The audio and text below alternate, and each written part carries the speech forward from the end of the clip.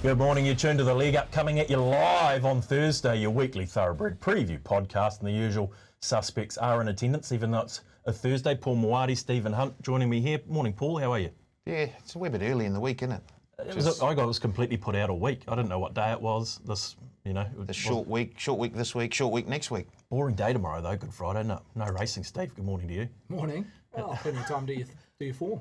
Yeah, true. We've got 3 meetings on Saturday, haven't we? Yes. It doesn't happen too often these days, Thaddeus. But we come into this week on the back of a solid Saturday last week. Rotorua, solid horses. No real premier races to speak of, but Riccarton had their second day of their autumn carnival. I love this time of the year where Riccarton have a meeting every fortnight. You can really link the form together. You get a high percentage of the same horses backing up every fortnight. Obviously on the same track, so form can play fairly true, and it can make it a tad easier for customers. But probably the standout at Riccarton was Irish Girl backing up her breeder's victory in the Easter Cup. And she had that lovely draw, just set off tempo. She was gone at the 100. She was gone. Yeah, she took the whole straight to get there, didn't she? You either thought the horse leading or the horse coming down the middle of the track was going to finish over the top of her, but she stuck out her neck at the right time of the straight and got the job done. Yeah, quite a few punters at the Cambridge were very, very happy with that result. No surprise. And look, 3 meetings this Saturday. We could have picked any number of races. Riverton as well. We haven't got a chance to touch on that. Riverton, I think they got some black type races there. In fact, all 3 meetings have some black type within their program. So there's plenty to dissect and dive into. Yeah, okay. Well, let's say good morning to BP. Morning, Brendan. Coming to us up from our Hamilton studio. How are things? Pretty good, thanks, Thad, and good morning to you as well, Paul and Hunty. Now, you did mention there, of course, no racing on Good Friday. Well, that landscape is changing each and every year. Of course, Good Friday and Christmas Day were the 2 days of the year where you could guarantee no racing. But, of course, across the Tasman, they are starting to sprinkle some race meetings through. And, of course, there's a big race at Sale tomorrow with $500,000. How far away are we from gaining some Good Friday racing in New Zealand? I know we're saturated at times, but we must be getting close, team, with the one and only public holiday along with Christmas Day where we don't have racing on Good Friday on a public holiday. So, I just noticed there's quite a few meetings out of Australia tomorrow. So if you are bored, there's a chance to have a punt. I reckon they're missing a trick. Got to be. I miss a meeting on a Friday. I'm ready to go. There's plenty of other sport, isn't there? There's a bit of Super Rugby tomorrow. And But it's at night. That's all at night. You know, like that. There's a league match on at 6 o'clock. For instance, it's 4 o'clock Australian time. There is a Super Rugby match. Maybe it should be in the afternoon. Friday afternoon, Super Rugby match would be beautiful, wouldn't it? So hey, look, I mean, I'm all for a day off. Don't get me wrong, but it's just one of those days where if Australia works for them, does that mean that we follow suit? I'm not sure. Yeah. Okay. Well, that's food for thought. BP, let's stay with you. Maiden of the Week time, the very popular segment that it is. Yeah, gee, we had a few to choose from. I really did like the Urban Myth race out of Counties. Of course, Hunty's best bet in that race was Reinberg, who I think we can follow with a lot of confidence. But I'll go to the same venue, and I'll go with the horse that was just knocking on the door ready to win a maiden race, and that was Dubai Diva. When you're bouncing out of Soliloquy Stakes and running second behind IMPERATRIZ and beating home, sub-Group 1 winners in that race, you're bound to win a maiden race at short notice. And look, it was beaten at $1.60 quote first up by Explosive Miss, who's then come out and won again at Ruakaka. And you follow the third horse. I mean, Rockspell's been 3 wide the entire trip, went up, put the nose in front of Dubai Diva. She just had a little bit more to offer. As you can see here, Grills is just urging, and McNabb he's got a lot up his sleeve as he's about to let her go. So I think it's a good race to follow. She's the obvious one with what she's done in terms of black type already, but Rockspell with the right sort of run should be close to winning a maiden race. Look, Michael McNabb is in a really good space at the moment. He is our leading jockey, but he is making clear and strong decisions at the moment is Michael McNabb, especially on horses that want to be forward and running. He's making that decision and he's getting it right, and he's just in a really good space at the moment is Michael McNabb, hence why he's riding winners. Yeah, 100% good win. And what's the third horse, BP? Rockspell, did you say? Rockspell. Rockspell, yes, was actually beaten in the Dubai Diva maiden race, which of course is the Explosive Miss maiden race, when unlucky, and then travelled 3 wide, 4 wide predominantly for the whole race, and still finished into third position. Okay, I'm marking that one down as well. Steve, Dubai Diva, impressive, loomed up on the outside and just found another gear, had more. He got the job done at a short price. Look, overall figure was a fraction above par, 0.1 length to be exact, Thaddeus. When comparing that race to the other 1400 metre maiden where 007 was an impressive winner on the same day / trip, Dubai Diva 1 length superior, V007. And BP mentions it was a stack of a day with calibre of horses going through maiden status. You talk about that maiden 1600 where Urban Myth was rated perfectly by Opie.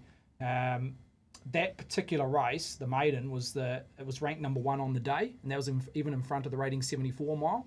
But you look at it and you go, the rating 74 mile in overall time was quicker than the maiden mile, but that's the overall time. When breaking down it into 2 major splits, Urban Myth rated 2 lengths above Celebra in the 74 mile. So yeah, definitely a race to watch, Urban Myth and the horses that finished in behind it. But in terms of the maiden 14, Dubai Diva rated 1 length superior to 007. Okay, that's interesting as well. So definitely a horse to follow and a couple out of that race that we need to follow as well, as we always do with BP's Maidener of the Week. Okay, guys, well, like I said, we could have touched on any number of races. We've got a couple from Hawke's Bay, a couple from Te Rapa that we want to have a look at. And the first one's race number 6, Steve, the Power Turf Sprint 1200, brings together a nice field of sprinters. Yeah, nice, a very competitive race that is. As you see there, Can I Get an Amen, $4.20, holds the card thus far after around about 24 hours of trading. Johnny at $4.50 in that second line. Burgundy Rose, $5 off a peak of 5.5. Belle Claire in that fourth line at $6.50. Summer Monsoon in a point, 10 into 9. Hold the Press gone the other way, 9 out to 10. Scotch, a sticky gate, but a solid support there in the middle market, $11. The Spottin at 16, she has the same quote with the local No Time to Jazz, and Stumpy Best of the Rest has to carry a fairly big weight at a $21 price. So no clear lead here, Thaddeus. There's been a sprinkle of money for the fave, Burgundy Rose, Belle Claire, and also Summer Monsoon. Yeah, okay, BP. Well, they lined up that Telegraph form last time with Can I Get an Amen and put plenty on. It's well backed again, but not quite as much. It was a good win from Can I Get an Amen. She's a talented sprinter.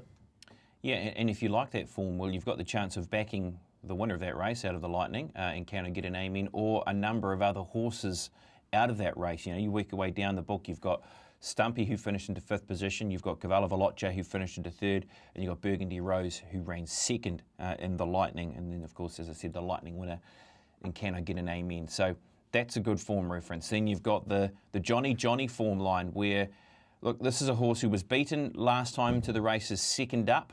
He does go strongly left-handed, does Johnny, with a low draw. And Lindsay Satherley, you know, who has stuck with the horse with a Northern meeting on, where she would have had the opportunity of some rides out of Te Rapa, has decided to stay with the horse and venture to Hawke's Bay with the runner, and with a good barrier draw, we know that where he's going to posse up. And look, it's a short course race, and there's other speed runners in the event, but he's very quick out of the barriers, isn't he, Johnny? And then it's around Burgundy Rose, who has just found a nice piece of form currently, hasn't she? Look, she's a horse that was winning out of Otaki and then finished that very close second in behind Can I Get an Amen. Belle Claire in form. This race is like many races over the Easter Saturday racing, where there is, if you can make some money on Easter, there is some races there that provides the opportunity. $4.50 favourites, big fields. Riverton, for instance, is huge like that in the races out of Te Rapa. And this is just one of those races where you could like 5 or 6 runners and still not find the winner. Yeah, 100%. I mean, it's a very, very good betting race. Steve, just track conditions at Hastings, do we have any indication where, or what were you playing off when you framed these markets up? Yeah, they've had the odd shower during the week. It's currently sitting at a soft 7. But I'm predicting it might come back to maybe a slow 5 or soft 5. Not sure it'll come back to a good track. Now the good track is rating a 3 and a 4 pentrometer reading. Yeah. And then it hits into the soft 5 with the new wordings. But soft 7 currently, so there's going to be genuine fire out of the track. Hopefully it comes back to a soft 5. Yeah, okay. Paul, what are your thoughts here in the Power Turf? No, you're a Johnny, man. You got him that day when he won, and the best bet, if I remember correctly. Yeah, well, the carders always have him ready to go fresh up, so... Okay, I'll remember that for next time. Yeah, put it in the pocketbook, yeah. Look, the favourite, Can I Get an Amen? She's in the form of her life. Of course, won that listed sprint at Trentham. 4th in the Telegraph behind Levante and Rockin' Horse, and we all saw what those two did across the ditch. Yeah. at Flemington. And I thought she built on her run in the Levin Stakes late last year. She's just kept going from there. Yep. So I do actually like the look of Can I Get an Amen, but I thought there'd be something in the double digit that surely could sort of run a race for us. And I'm having a look at the local, the Pam Holden train, No Time to Jazz. She's been racing through the grades almost as quickly as she runs her races. And she won here last time, over 1,200 metres. And although this is a big step up in grade and class for her, and I'm sure Steve will be able to go, well, you know, there's 7 lengths per... Pour cold water on it. Yeah, but look, all she has to do is finish half a nose in front of the runner-up, and we're going okay. So, yeah, at $16, I thought she was a wee bit of a go. No Time to Jazz. Yeah, okay, it's going to be something to get you off Johnny. So Can I Get an Amen and No Time to Jazz? Steve, what were the thoughts around the pricing team here with this race? A competitive one. You settled on Can I Get an Amen? Yeah, look, she probably brings the best form leading into the race. Obviously, you go back 2 starts, the Telegraph, well spoken about. Look, she did regress significantly from winning the Lightning on the back of the Telegraph, which she was always going to do. The numbers she produced in the Telegraph was phenomenal, and so she was always going to regress. But even her overall figures in the Lightning is good enough to win this if she can replicate that. So she doesn't need to go beyond her Lightning figures and anywhere near what she produced in the Telegraph. So she goes up 3 kegs. Similar opposition, and she maps well with the likely speed up front. Gee, there's a lot of tempo in this race, BP. You look at Johnny, Hold the Press, even the local you mentioned, Paul No Time to Jazz, and Belle Claire's just going to sit off the speed. So it's going to be generally run, and it's just whether one of those 3 horses I've mentioned, they all look for that leading position, will take a sit, because if they all go for that leading position, they're going to absolutely fly, not even the start, but also midsection. Thoughts, Pops? Yeah, look, it could be an all-for-one job, or it's just one horse that finds that position and everybody else keeps away. So it's almost a double-edged sword, isn't it, sometimes when you see all this pressure in the race and you visualise, 3 horses from different barrier positions hunting forward and finding that position, but is there one horse that has the better speed with the better barrier draw to find that position, with others then trying to find that position of outside leader and not trying to hustle as much? But I think overall how the race looks to map, it is strong tempo, and that will play right into the hands of Can I Get an Amen. Just with where she's drawn just away from that pressure, so that means at least All Press has the right options where the horse can land and try and find that sweet spot just in behind the speed in that 4th or 5th position. If that's the case and they're ticking along and she's just there smoking her pipe, she'll be the one to look out for. Burgundy Rose also falls into that category, just to maybe a slightly more stickier barrier draw for Burgundy Rose, but does meet the favourite a kilo better than they did when they met last time to the races, so that gives her the opportunity. So it just sets up for maybe a closer to sit off that speed. In saying that, I still think Johnny can be a relatively good chance in the race, because he is a horse who could get that position first of being up against the rail if he's quick out of the barriers, and then it's down to what happens from a horse like Hold the Press, who's drawn 10 of 13. The other interesting horse in the race, if the track does hold in that 6 or 7 position, if you're just trying to find a roughie, is Magic Encanto. Now, I know this horse has run over a lot of different distances, and best distances have been sort of the 1,600 metres. This is 1,200 metres, but doesn't mind the dig in the ground. You go right back to the start of the spring, the horse was winning a Taranaki Breeders, was placed here in the RAPA Breeders and behind Cinerama when finishing into 2nd position. Just one of those horses that bobs up at a really big price when unexpected, with a good draw on the home track, with a little bit of cut in the ground, a chance of just taking a spot in behind speed, sitting on the rail. She just might be one of those horses that could lob 3rd or 4th, could be a top 4. A nice chance for the trifectas and first 4s if you're trying to spice it up. Does go up and down the distance bands a bit, Magic Encanto? Here's a quiz question for you on the spot, BP. Can you name a horse in recent times, Magic Encanto presents this horse on Saturday, to be accepted for the feature sprint and the feature staying event on one day? Now, look, the chance of the horse running in both is very, very small, but that is still the case. At present, the horse is down and accepted for both the sprint and the feature staying race. Could do a Lisa Carrington. Yeah. Look, no, I can't think of one right now. I mean, the only other horse who wasn't on the same day, but is Avantage, isn't it? Where, look, she was a horse who could run from 1,200 metres in a Telegraph Railway, and then could be competing at the end of the season in a Bone Crusher Stakes. But in terms of the same day, no, you've got me there. Yeah, fair enough. Yeah. Just want to have a quick chat about Gospodin. Horse with a good record. Is this too short for it, Steve? What are we thinking here? Because it's a big prize. Got a good horses, or framing a pretty good horses record. I don't think the 1200's any drama. It's just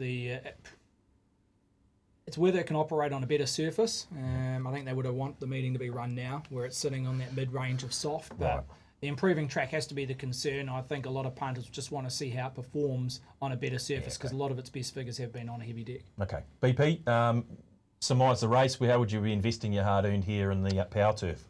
Yeah, I just can't get away from Can I Get a Name In, just with how the race can develop for her. And with a strong tempo race, it just means that she's going to get into that right position, you'd imagine, in that sort of 4th, 5th, 6th position, just away from speed. And if she can run close to what she's done already this season, she'll be the one to beat. Okay. Paulie, how'd you attack it? Yeah, Can I Get a Name In on top, but No Time to Jazz for a top 3 at around 450 at the moment. Okay. Any final thoughts, Steve? I mean, I love Burgundy Race. She doesn't run a bad race. She doesn't know how to, so she's a nice safe bet, I thought. But Yeah, and you I didn't think mind Belclare or Burgundy? I didn't mind Belclare, Yeah. purely because I don't think it's a negative dropping back in trip. It's been over 7 furlongs, dropping back to 1200. But from a sticky gate, I think Billy Pin can go forward, which is normally the horse's profile. Yep. There's enough speed underneath, which we've already spoken about, around 2 or 3 horses. I think there'll be a position, if it can come across, to slot just in behind the speed and have the last crack at them in the last 100, 150, because it will be strong over the last concluding stages of the race. And you look at its last run, the Flying Stakes, the first 800, they went 4.2 lengths above par, and Belclare was on speed. The first 3 home in the Flying Stakes was Germanicus, Brando, Miss Cartier, and they all mapped in the last third and came over the top. And Belclare was the one horse on speed that stuck onto his job. So no real knock over 1200, considering the way the race shape's going to unfold. Okay, wide open race. The boys like Can I Get a Name In? A bit of time for Belclare and No Time to Jazz as a roughie for Man Barely Standing. Righto, guys, want to get to the Hawke's Bay Cup, race number 7 on the card, Power Farming Hawke's Bay Cup over the 2200 metres. And BP's talking about some wide open betting races. Steve, run us through this market. Yeah, what do you got, about 6 or 7 there in the single digits? Dionysus is the favourite, a loose fave. The Dunstan winner over Christmas New Year period at $6. The Mayor at $7 shares that second line with Sir Nate. Swords Drawn at $8 with Leaderboard and Mohaka. Rangatata at $9. Then double figures round our Koya at a $12 price. Hunter Pence, the local, at $14 with Motivation. Langkawi at $16. Paisley Park at $21 with Amano. Amano's got a jockey down for Te Rapa, so possibly withdrawn as we get to race start time or race day. And Magic Encanto at $41, already spoken about that individual. But look, no clear lead.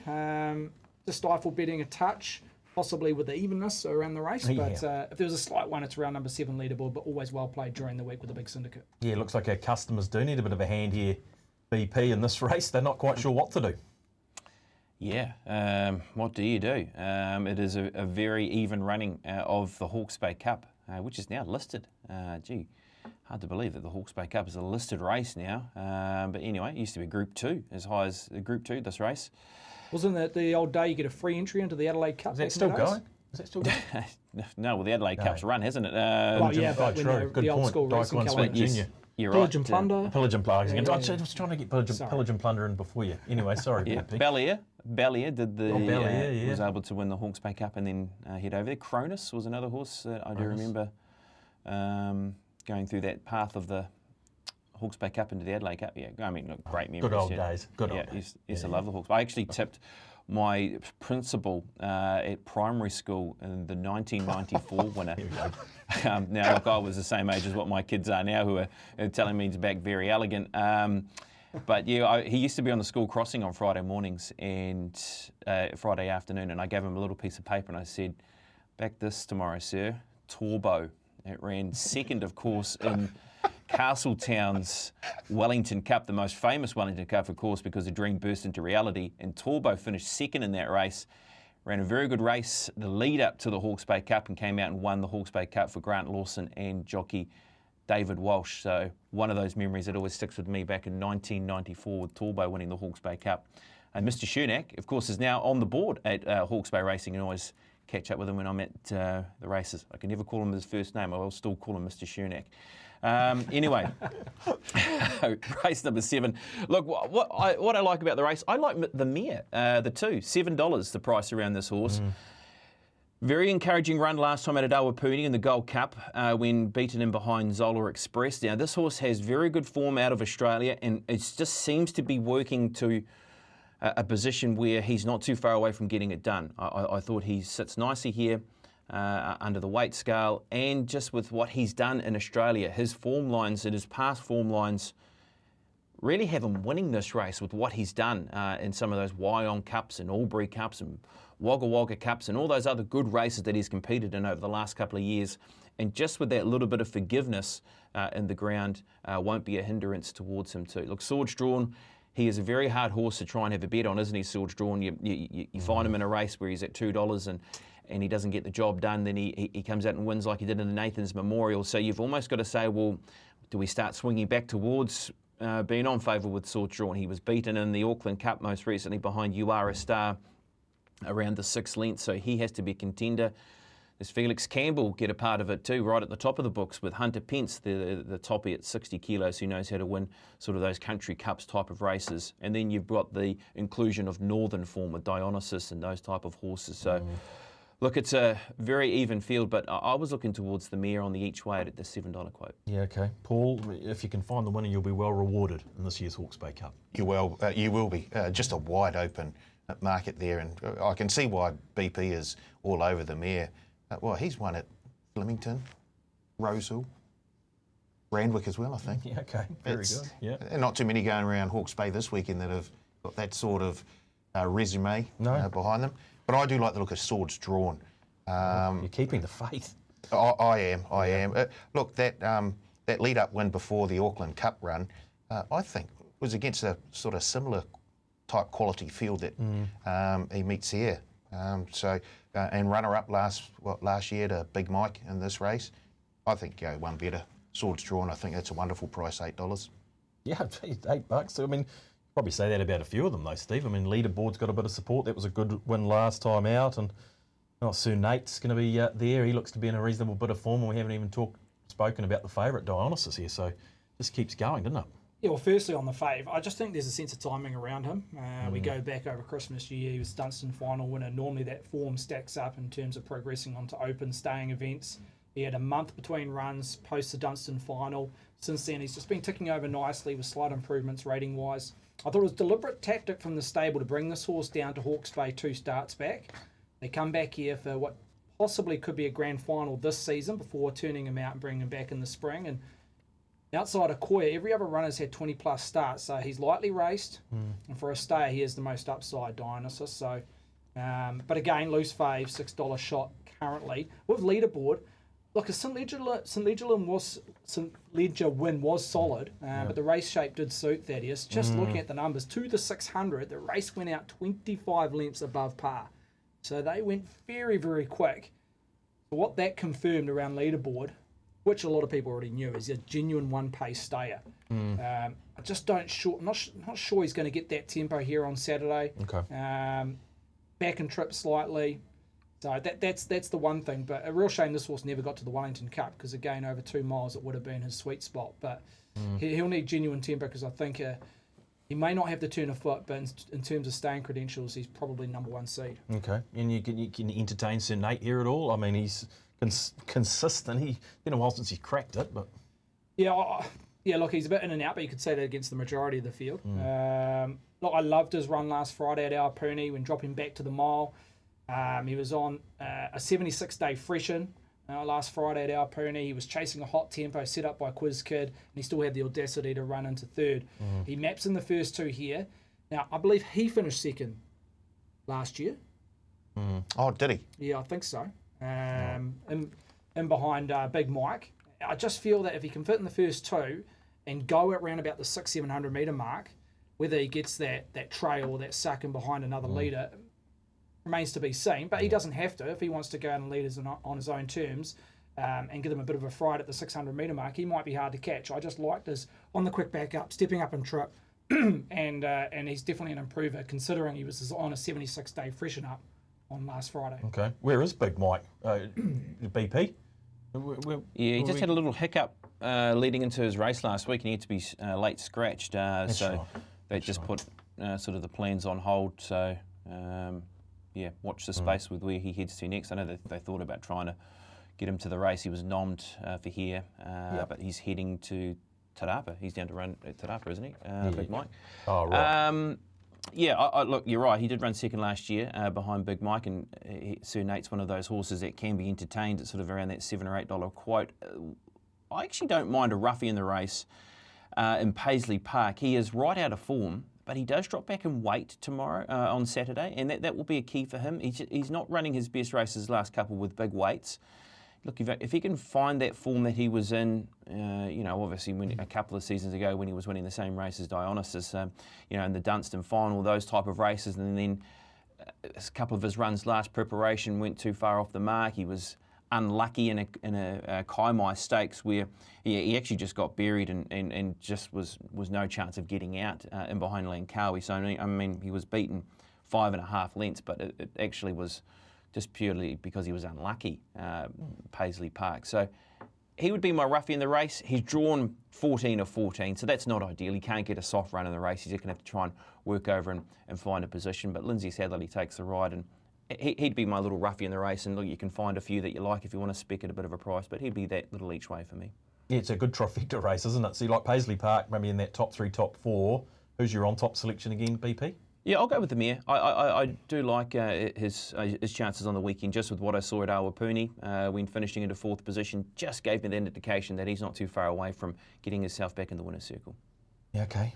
BP with the mare. Who'd you have on top? There's a few we haven't mentioned here, Paul. I mean, it's that sort of market. Motivation. What, Rangitata? Have you got any of those floating around in your numbers? Yeah, I don't mind the look of Rangitata.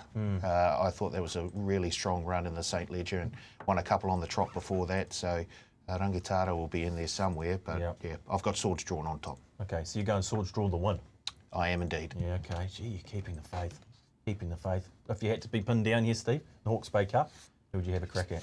Yeah, I like Sir Nate. I just like on the quick back up. It's a nice profile. I tend to lean towards when stepping up in distance. Big improvement. I think he maps well on the first 2. Mohaka's probably the leader.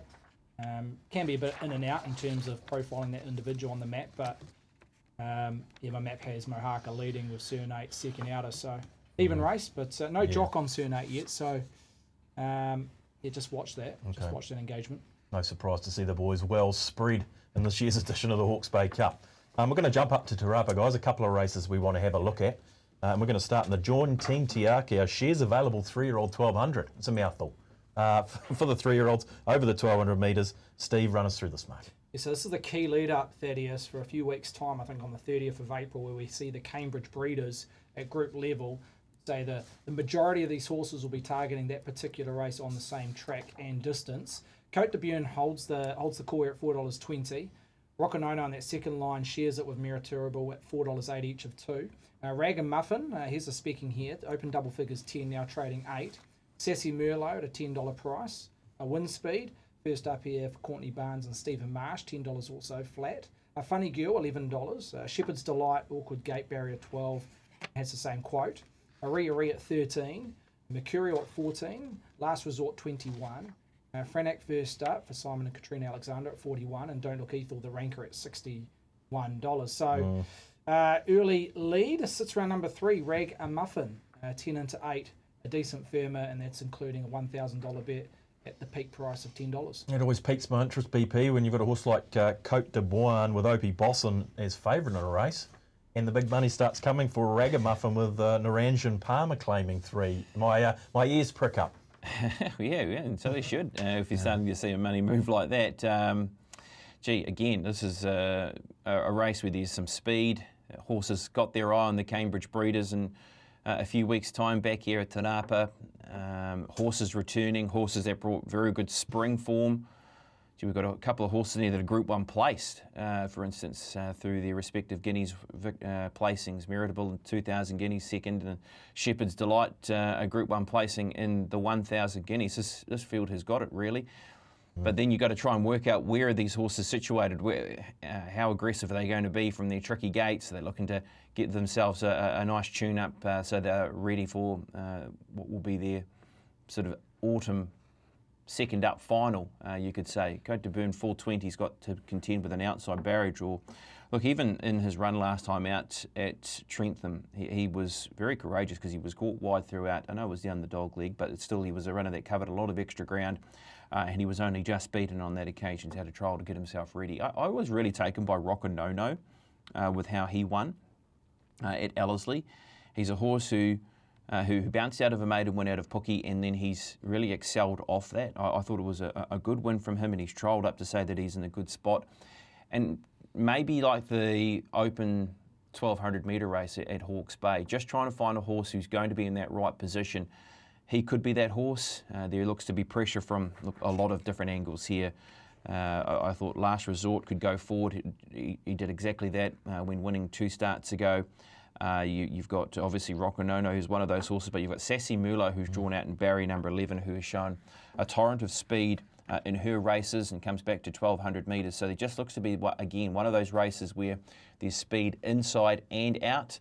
If you'd like the horse that can maybe get to the rail first, or the horse that can be just tucked in behind speed, that could be the key to trying to work this race out as the race shape around a very good 1200 metre race. But Rocanono is the first horse that sort of grabs me just in behind that speed. If my memory serves, BP as well, that they spoke to the stable connections, Dean Williams, around the Pike stable, around this horse Rocanono, and they've got a bit of time from him, haven't they? Yeah. Look, he's a horse that's just really come on this preparation, and I know that they've got some big plans for him. So, look, it's the right race. It's the right stepping stone, as we said, towards a Cambridge Breeders, which all of these 3-year-old sprinting types are using. So, it's about where some of these horses, how ready are they for this race to be winning, as opposed to using it as a nice little chance to have a good blowout before getting themselves ready for the Breeders.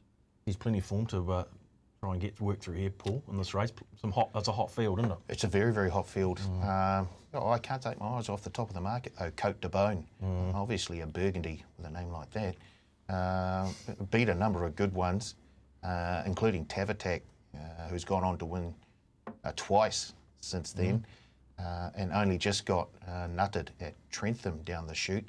It gets a wide draw, but I think, look, if you want someone on a favourite with a wide draw in a 1200 metre race, it's RAPA. It's probably Opie Bosson. I get the feeling that he'll be able to get across without spending too much and just settle exactly where he wants to. Of course he will. So I think we're probably getting the 420 because of that wide draw.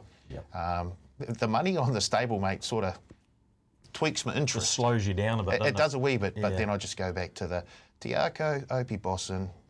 It's more often than not, and I think it's been a while since Steve's updated us on the sort of return on investment, that if you had backed a number of these Tiako favourites over the season, just how far above how much profit you would have made. Makes harrowing reading from my perspective, I'd have to say. Anyway. I think they struggle to get the sort of the market right when it comes to Tiako favourites, but I do like the look of Cote de Bourne. Still a bit of juice in the orange. Steve, look, nice field. Sassy Merlot I want to just quickly talk about.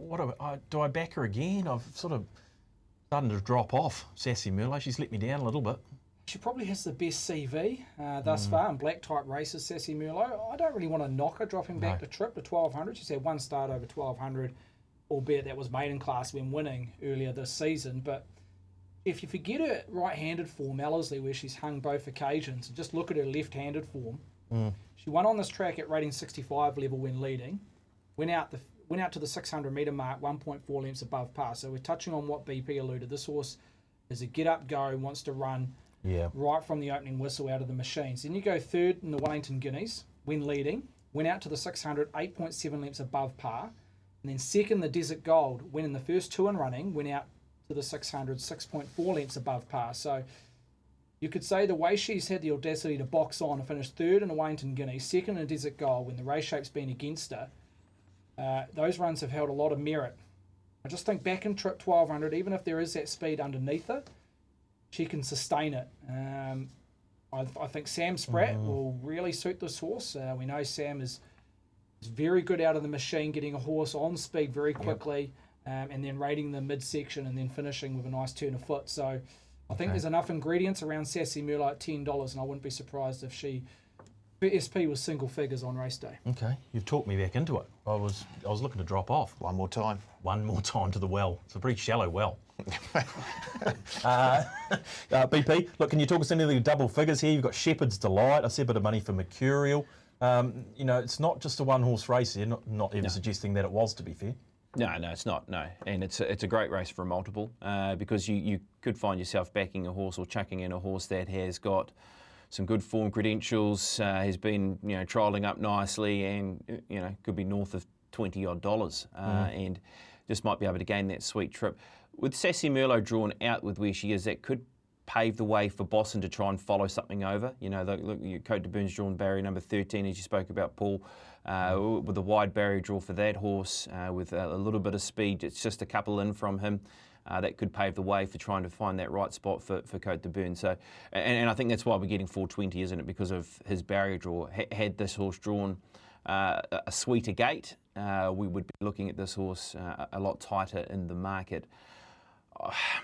Away from some of those other horses, I mean, I don't know if it's the right race for last resort, but it was a horse I was keen to find where he was going to go first up. Now, I did like the horse when it was scratched in a race out at Tauranga.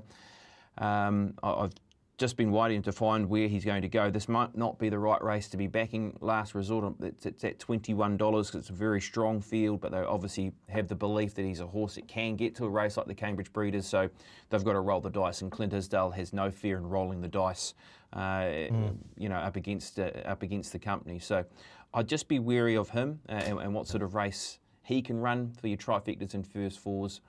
I'm going to stick with Rocanono at the $4.80, just like with what he's done in his short time frame, and just with where his barrier draw is and what he can do just away from that speed. Okay. Clint Isdale had a good winner yesterday as well. She went back to back, explosive. Explosive miss, yeah. Explosive miss. Yeah, okay. Do by D before. Yeah, well, yeah, exactly. That's what reminded me of it. Yeah, Pops reminded me of that. So Pops with Rocanono. Paul, where'd you land here? Cote de Boon. Just happy with OP13. I am. Game over. Yeah, I love the 420. I understand going to have to do something to get across from that wide draw.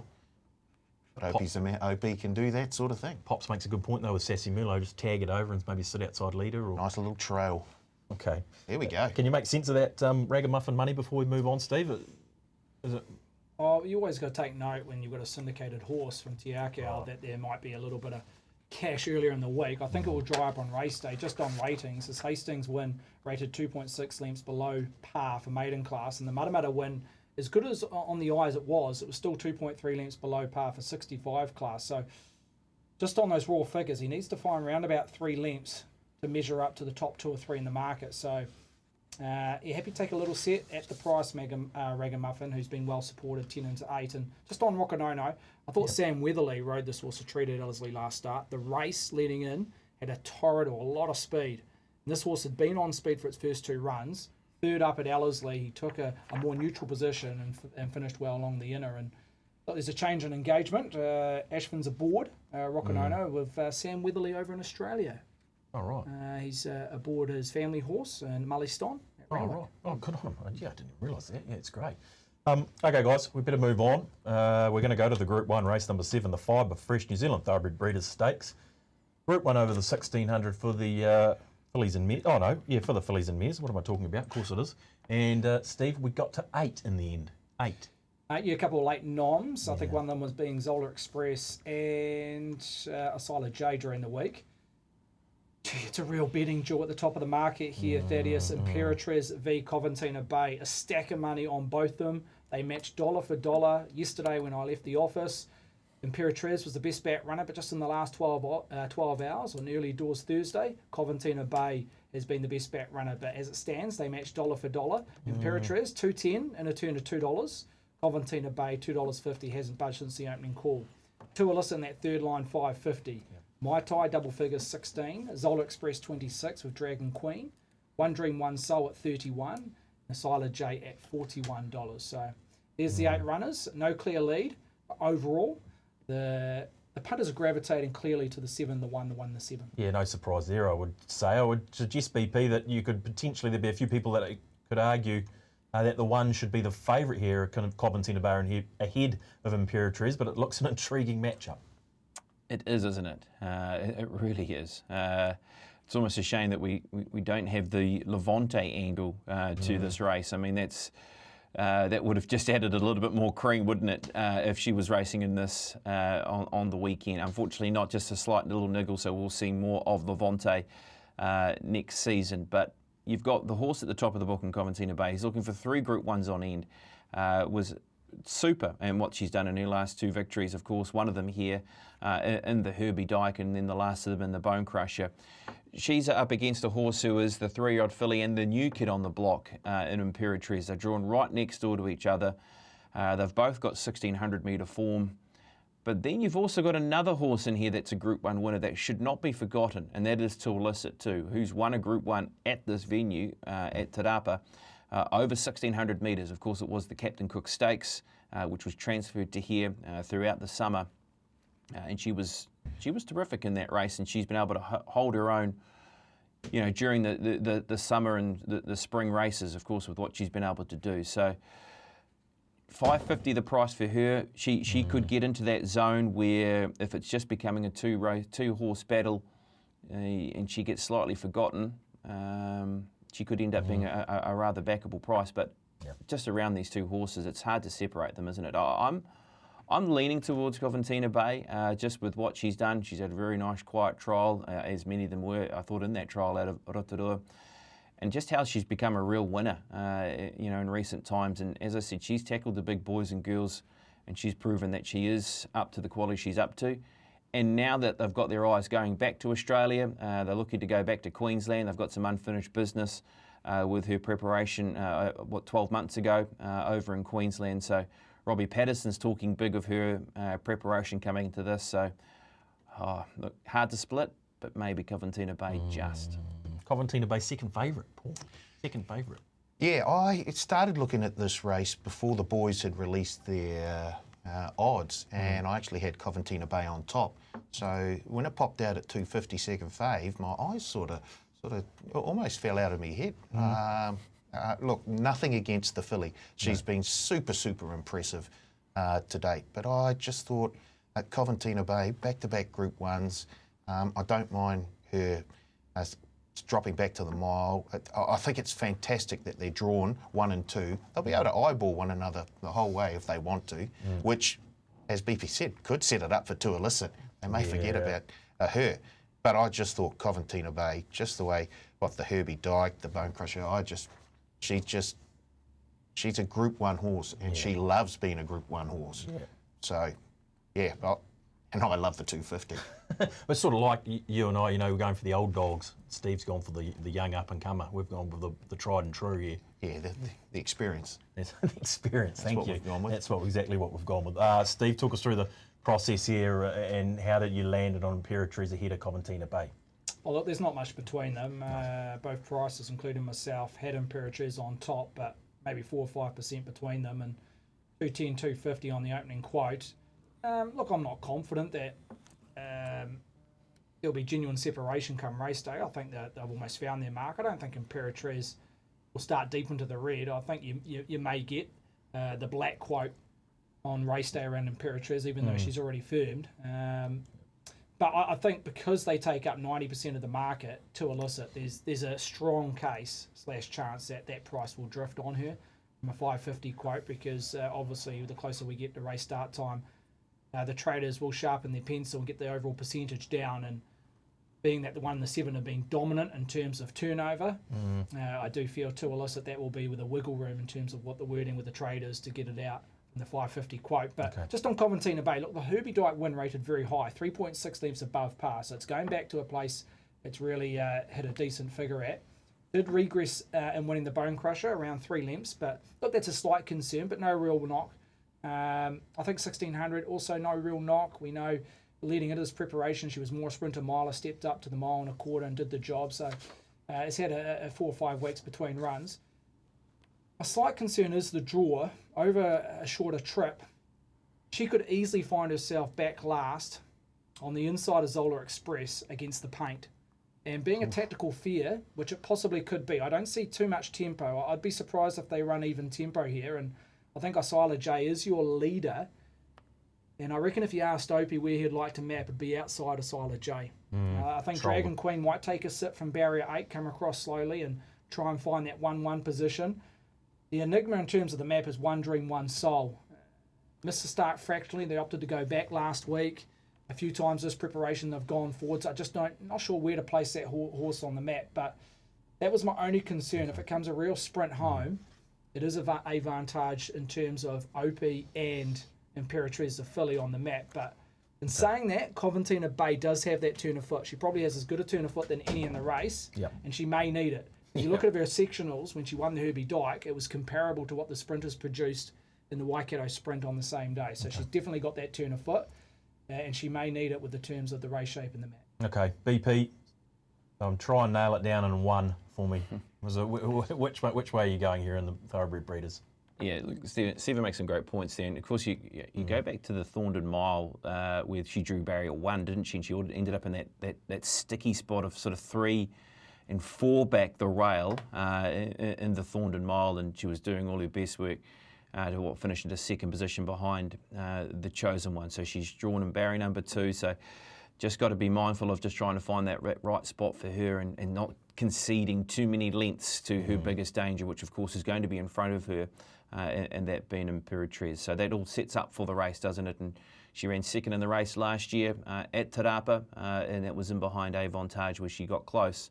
Can she go one better? And I will just mark her just in front of IMPERATRIZ. I don't really think there's actually much over both her, IMPERATRIZ, and Too Illicit, to be completely honest with you, because if the race can work in Too Illicit's favour, we know how good she is at the Group 1 level. She's proven it, and she has to be the biggest danger. And if you are watching markets, I think she's a horse that you'd be wanting to watch, and she could be the SP bet in the race. I think if you are looking to have a bet on Too Illicit, toggle down to SP, because 550 currently, and if the market is strong between Coventina Bay and also IMPERATRIZ, and you get the starting fixed odds price on Too Illicit, it could be very much higher than what we get to start time. So it could be around that $7 mark maybe. Perfect SP bet. BP, what did you make of Too Illicit's run? I know she failed in the Thorndon Mile when she was a loose fave, maybe even close second fave that day.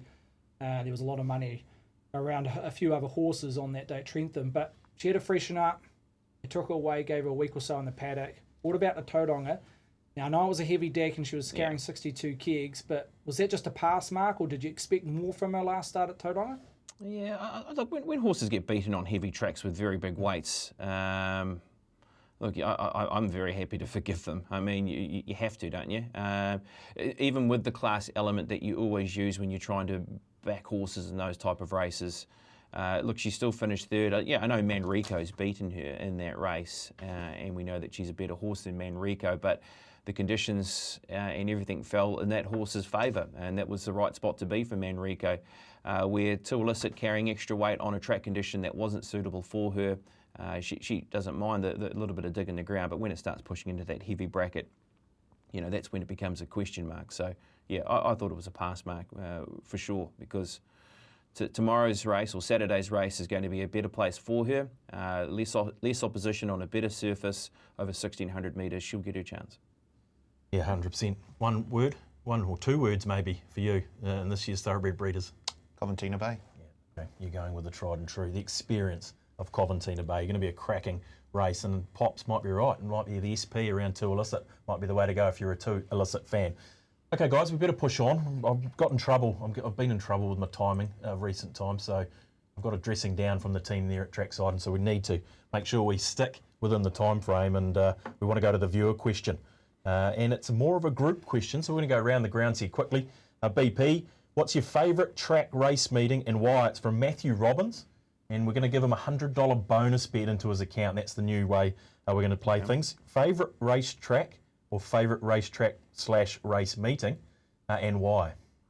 Right, well, look, grew up in Hawke's Bay and continuously went to Hawke's Bay races when trying to get out of school and going to the races and watching all the Group 1 races. So that was obviously my growing up of going to Hawke's Bay, and that has the one track that's always stuck with me.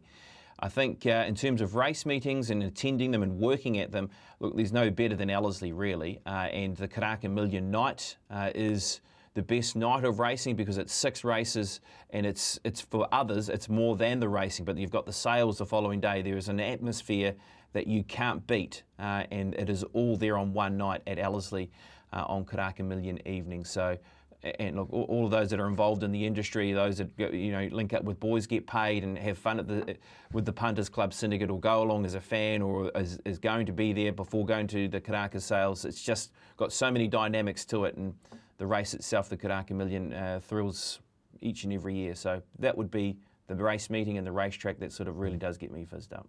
Paul, where do you land here? Oh, I guess as country meetings go, I really do love Tauhera Nico.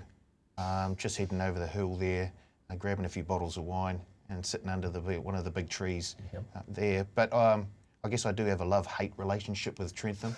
I was going to say something similar. I love it, but boy, geez, I leave a bit of cash there. I don't mind steeplechase day in the middle of winter. And there with the figure eight, yes. Yeah. Fickle mistress, Trentham, that can be wonderful and then leave you destitute. Hardly ever wonderful, but yeah. But I do, yes. Yeah, Tiranika. The track is obviously the problem. Well, not the problem. Yeah, they've had a couple of abandonments. Yeah. What's that, just the irrigation or what? Yeah, I think so. They've just had a bit of a downpour leading into both meetings. Right.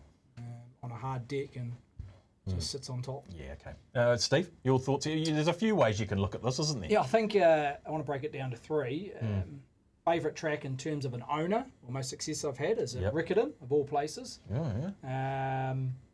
Well, elaborate. I'll assume as a juvenile and early 3-year-old won a couple of stakes races there, and Slicer Class won the Breeders. Yes. I have a very soft spot. Was it a Group 3? Breeders? Yeah. Yeah, I think so. Group. Nice. Yeah. In terms of a soft spot, I have to go with Trentham being my local track. It's one day where I get there on a social side, being Wellington Cup, so I'd have to put Wellington Cup right up there as in terms of a meeting. But I think in terms of a betting prospect, it would have to be Ellerslie. It just plays true most weekends or week in, week out. So I'd have to go with Ellerslie in terms of a betting profile. Yeah, I understand that. For me, I suppose Awapuni's like BP. Is where I cut my teeth, Awapuni. But Trentham, good day at Trentham. Fantastic. But a bad day, not so much. But that'd be the way I'd... Days off school? Yeah, for what? For not that I'm condoning saying that. No, but might have snuck down there on the odd occasion. Yeah. Well, if you had a principal like BP, you probably would have tagged along. You want someone on the board like that, don't you? Look, it didn't go far with that Maturf Digest. Certainly knew what was going on down at Awapuni if there was ever a race meeting. Okay, guys, we want to get your feedback though. So do send these questions in. TLUfeedback@gmail.com for all those questions, and you'll go in the chance to win a $100 betting voucher, or bonus bet rather, that'll go into your account. So is that what Matthew gets? That's what Matthew gets. He's getting a $100 bonus bet. Spend it how he likes. We listened to the crowd. Your guys' selections weren't cutting the mustard basically, and they didn't want a bar of you. So we've left it open so you can do what you like with your $100, and Matthew Robbins will find that $100 bonus bet in his account. TLUfeedback@gmail.com. Get those questions coming in. Hey, Thad, also, I think also now that we're doing that, hopefully they can come back to us and tell us what they've done. Let us know, Matthew, what you've done with your $100 bonus bet. If you've gone with a little multi, or you've gone the safe play and just tried to get something back in the pocket. So let us know how you get on, Matthew, so we can tell the world. Yeah, exactly. Yeah, absolutely. We'd love to know, wouldn't we? But then we can compare how people spend those bonus bets, Pops. Yeah, look, it's a hard one, isn't it? I mean, with bonus bets, I find that I just seem to throw it on stuff that is sometimes a miracle play because it's a free hit, and I'm not getting much return out of them. Yeah, so, but yeah, it's the fun of it, isn't it? Yeah, I don't mind going. I'd like to go for a bit of value in my bonus bets if I've got one. Paul? You might as well. Yeah, that's what I'm thinking. Yeah, it's a bit of a free throw at the stumps. Okay. Yeah. Well, Matthew's got $100 to do as he wishes this week. Get your questions in. Right, best bets times here, boys. We're going to start with you, BP. Where did you land this week for your best? How did we go last week? Oh, yeah, good point. Yeah, 3 seconds. Oh. Yeah. 3 seconds. Would you believe it? Come on, boys. No wonder the viewer, listener, wanted out. 3 seconds Cinerama for you. He had your best bet last week, beaten by Charm Star. Unfortunate. BP, best bet. Yeah, and how did Labella Beals lose that race? Oh, I couldn't work it out. Anyway, let's go to Tarapa, race number 5. I'm going with a horse who's won the last couple and stays in the same grade, and that is Clever Ruds. Boy, this was some win last time to the races, and can she continue that form? She gets 2 kilos off, so she gets down to 57 kilograms, as Clever Ruds. She's a horse who can find that front position. I thought her biggest danger in the race is clearly Blue Moon, who did run second in that race at Tauranga and does only have to carry the 57. So there's a weight difference there between those two horses, but I thought Clever Ruds, with the form the horse is in currently, going with her. And look, she should be at a nice price too. Yeah, the Mark Sanders salute there, BP, as well. It was a touching moment, wasn't it? It was, yeah, absolutely. And I mean, that was only a few days after, so it was, that was goosebump stuff, wasn't it? That was a really a big moment for the family, and let's hope that the horse can continue on that winning trend. Yeah, 100%. Yeah, absolutely. Paul, your best bet, please. I'll head to Tarapa, the thoroughbred breeders, the Group 1. And, there we go. There she is. The Robbie Patterson trained Coventina Bay. Yeah. Looking to add to that Group 1 success that she's already tasted. Yeah, okay. So you're taking on the pricing team here, which you'd like to do, though. Yeah, it's just the name of the game, isn't it? Well, that's what you want to do. Important for horse of the year, isn't it? You think Yeah, what? Yeah, exactly. Who have we got? Well, you probably got Levante in calculation. Yeah, of course, Yeah, Rockin' Horse. Yeah, Rockin' Horse. We know how much value Australian Group 1s. Yeah, winning an Aussie Group 1 puts in your CV. So, Okay. yeah. We'll be able to have a chat about that at some stage as we move closer to it. Steve, your best bet, please. Yeah, look, I found it tricky, not just Tarapa, but also Hawke's Bay. I've gone with a horse all in Blackberry in the Poverty Bay Cup over 2,500 metres, rating 74 gallopers. I think you can make genuine excuses for its fails this preparation. 3 starts back on a heavy track, forget. Unlucky 2 starts ago at Waverley against some rivals again, the likes of Posh Poratini, etc. And last start, the race shape went totally against all in Blackberry. They absolutely walked for the first half of the race, and she sprinted home the fastest 8, 6, 4, and 2 closing splits. So I think staying is her way forward. She's had 3 starts in the last 14 days, so fitness shouldn't be any dramas over 2,500. She is my best bet, all in Blackberry, which I found a very tough weekend. Yeah, no, not going to be easy, but we're going to keep trying. That's the main thing. We better go. We better wind it up. Paul, Bonus back blitz, Saturday. Again? The first 4 races, well, we've got 3 meetings in New Zealand, so the first 4 races from Riverton, Tarapa, and Hastings, and the first 4 races from Randwick, of course. So 16 races altogether, bonus back on Saturday. Oh, Paul. Thank you for your efforts, as always. Cheers. Yeah. Have a good weekend. Enjoy yourself. I'll be here. Yeah, sure, you're right. BP, have a good weekend. What are you doing tonight? You're heading to the race at Cambridge? Absolutely, yeah. Heading along there. It'll be good viewing tonight. So, yeah, it'll be something a little bit different. Australasia's very first slot race to look forward to. And then on track on Saturday, of course, too, for the Group 1 day out of Tarapa. Looking forward to it. Thanks, BP, for your efforts as always. Thank you, Stephen. Well, what's this? The race? Come on, mate. The race. Come on, this is a thoroughbred show. Put a grin on your face. Thanks for your efforts, Steve, as usual. Cheers, Dave. Have a good weekend. Yep. And have a good weekend to you out there in TV land. We'll see you again 8 days time on the leg up.